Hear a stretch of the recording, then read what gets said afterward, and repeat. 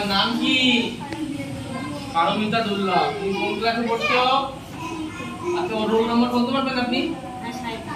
37 roll number. ও কোন দলে আছে? কোন দল? বলুন বিজেন্দ্রলাল রায় বলে। হ্যাঁ, ঠিক আছে। আচ্ছা, ও সকালবেলা পড়তে বসে, সন্ধ্যাবেলা পড়তে বসে, বসে তো? বিকেলবেলা খেলা করে, খেলা করে তো? ঠিক আছে।